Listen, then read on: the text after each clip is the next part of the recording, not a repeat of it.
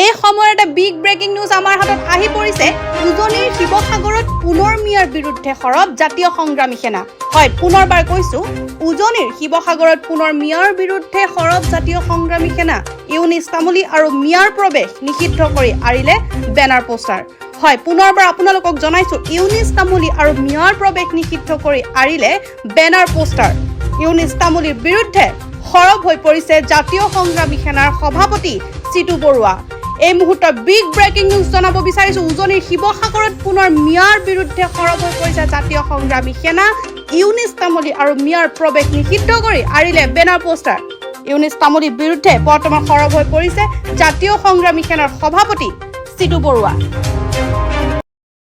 আজি আমি জাতীয় সংগ্ৰামী সেনা অসমে শিৱসাগৰ জিলাৰ বিভিন্ন ঠাইত আমি বেনাৰ পোষ্টাৰ লগাইছোঁ আৰু আজিৰ তাৰিখৰ পৰা মিয়াৰ লগতে মিয়াৰ চৰ্দাৰ ইউনিছ তামুলীৰ প্ৰৱেশ নিষেধ।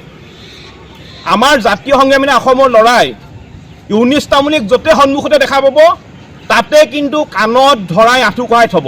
যদি ইউনিছ তামুলীৰ দম আছে মুখামুখি হৈ দেখুৱাওক, জাতীয় সংগ্ৰামী সেনা অসমৰ মুখামুখি হৈ দেখুৱাওক। যদি ইউনিছ তামুলীৰ দম আছে, ঘৰত মোবাইলটো লৈ ঘৰৰ ভিতৰত সোমাই ভিডিঅ' বনাই থাকি লাভ নাই। যদি দম আছে শিৱসাগৰত মিয়া ৰাখি দেখুৱাওক। যদি ইউনিছ তামুলীৰ দম আছে, আমি স্পষ্টকৈ কৈছোঁ যে এই মাতৃভূমিত কেৱল মাত্ৰ খিলঞ্জীয়া মানুহৰ প্ৰভুত্বৰ আধিপত্য থাকিব লাগিব।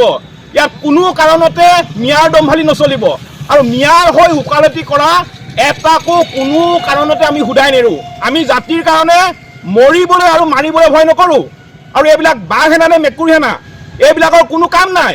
আৰু ইউনিছ তামুলীৰ দৰে পানী গুণ্ডাৰলৈ আমি কেৰেপ নকৰোঁ, জাতীয় সংগ্ৰামী সেনা অসমে কেৰেপ নকৰে। আমাৰ স্পষ্ট কথা, ইউনিছ তামুলীক জাতীয় সংগ্ৰামী সেনা অসমে আমাৰ ল'ৰাই য'তে দেখা পাব ত'তে কিন্তু কাণত ধৰাই আঁঠু কঢ়াই থ'ব।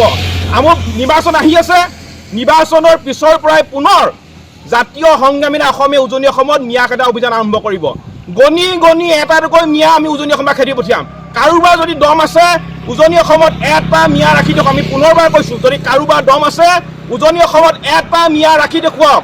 নিৰ্বাচন শেষ হোৱাৰ পিছতে, ৰিজাল্ট ঘোষণা কৰাৰ পিছতে জাতীয় সংগ্ৰামী সেনা অসমে পুনৰ আমি উজনি অসমৰ পৰা মিয়া খেদিবলৈ আৰম্ভ কৰিম।